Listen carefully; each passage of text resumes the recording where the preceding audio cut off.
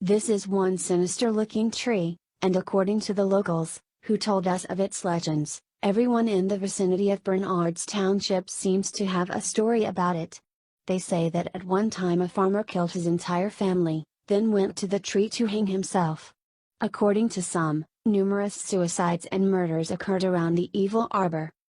Supposedly anyone who tries to cut down the tree comes to an untimely end, as it is now cursed. It is said that the souls of those killed at the spot give the tree an unnatural warmth, and even in the dead of winter no snow will fall around it. When Weird and Jay visited the Devil's Tree, we noticed evidence that many attempts had been made over the years to fell the unholy oak, but all have failed. The tree stands all alone in the middle of a large field off Mountain Road. Its trunk has been severely scarred by axes and chainsaws, some wounds appearing to be quite old. Why no one has yet been successful in toppling the timber we cannot say for sure. Nor do we know what has become of those who have tried. There's a big field and right near the road is the tree. It's the only thing in the field. Supposedly it's a portal to hell and a sentinel guards it. He drives an old black Ford or pickup truck and will chase you down the road until a certain point. You will see headlights 1 second, and the next nothing, the car is just gone. Another local told us that the inherent unholiness of the Devil's Tree is the result of the evil that men do, and should not to be blamed on the devil. There is a very evil truth to the mythology of the Devil's Tree. At one time, Bernards Township was one of the central headquarters of the KKK in New Jersey. They held many demonstrations in our town and held many meetings throughout the hills. As per KKK policy, often they would lynch local African Americans to set an example, not only to other African Americans, but also as an example of their principles and resolve. The Devil's Tree was more secluded in those times before the developments spread across the rural countryside like a blight. It stood in a very isolated area of woods and fields, far from the prying eyes of the police. The evil energy around the tree comes from the souls of dead men and women who were killed by this vile organization. If you look at the tree, you can see the leftmost branch extends almost parallel to the ground. This was the hanging branch. Pretty freaky and true stuff. To freak ourselves out, sometimes my friends and I would drive down the road at night telling ghost stories. When the moon is a full red harvest moon, and the wind is blowing just right, it looks like there might be bodies hanging from the branch, slowly swaying in the breeze. One of our readers reported that at times there have been bodies seen hanging from that branch, though they turned out to be merely uniformed dummies of rival high school football players hung in effigy by the local home team. At the time of our arrival to the Devil's Tree, there was a 6-foot noose hanging from the big branch, which extends out of one side.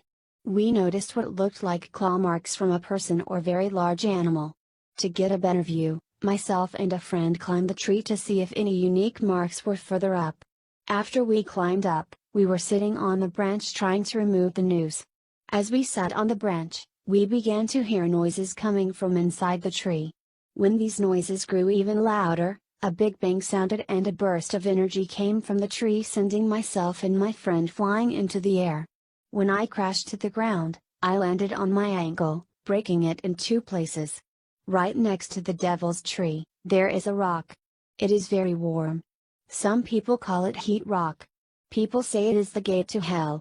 We went to the Devil's Tree in December when the ground was snow covered. However, an 8 by 12-foot circle of ground around the tree was totally bone dry.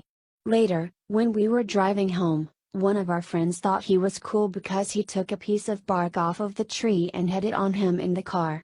We pulled the car over, yelled at him, and made him throw it out the window.